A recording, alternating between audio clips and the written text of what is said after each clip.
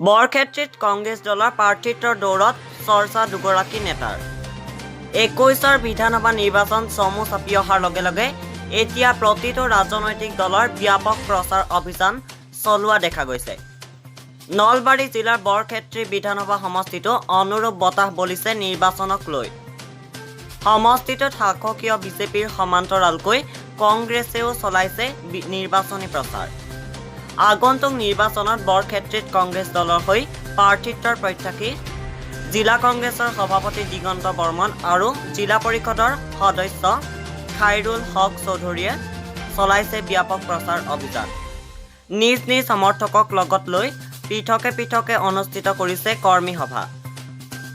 সমষ্টিটোত দিন ৰাতি একাকাৰ কৰি দুয়োজনে ভাগ লৈছে ইখনৰ পিছত সিখন কৰ্মী সভাত।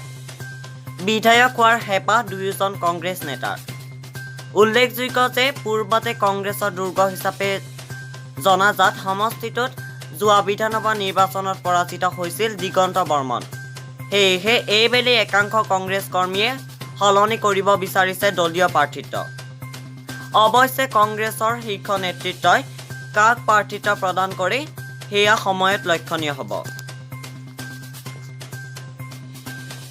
চাওক, এইবাৰ মই আমাৰ বৰক্ষেত্ৰী সমষ্টিৰ পৰাই আমাৰ কংগ্ৰেছ দলৰ প্ৰাৰ্থী হিচাপে ময়ো নিজেও এইবাৰ প্ৰাৰ্থিত্ব প্ৰত্যাশী হ'ম বুলি মই আগবাঢ়ি আহিছোঁ। এইকাৰণেই যে আজি আমাৰ এই বৰক্ষেত্ৰী সমষ্টিটো আমাৰ প্ৰায় 1,92,000 ভোটৰ ওপৰত আছে আৰু তাৰ ভিতৰত আমাৰ সংখ্যালঘুৰ ভোট আছে 1,09,000 আৰু সংখ্যাগুৰুৰ আছে আমাৰ প্ৰায় 79,000।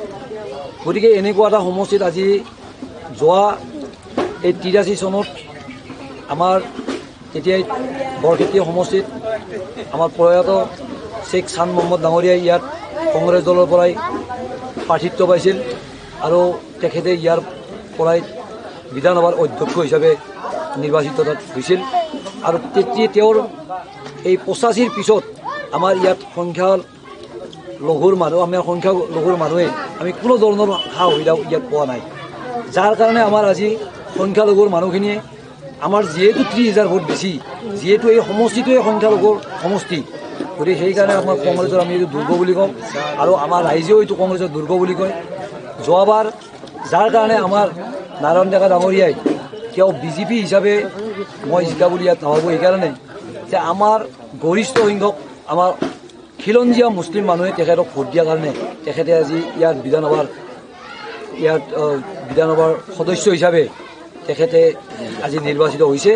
আৰু নিৰ্বাচিত হোৱাৰ পিছত তেখেতে প্ৰত্যেক মানুহৰ এটাই মত যে এটা ছাইডত মানে আমাৰ যিহেতু ইয়াত স্থানীয় ব্যক্তি নাছিল কংগ্ৰেছৰ, সেইকাৰণে আমি তেওঁক ভোট দিছোঁ আৰু সেই বস্তুটো তেতিয়াৰ পৰাই আজিলৈকে কণ্টিনিউ হৈছে। এই যে 2021 প্ৰত্যেক মানুহৰ মুখত এটাই কথা যে আমাক স্থানীয় ব্যক্তি লাগে আৰু স্থানীয় যদি আমাৰ যোগ্য ব্যক্তি এজন পাওঁ ভোট দিয়াৰ কাৰণে আমি ৰৈ আছোঁ।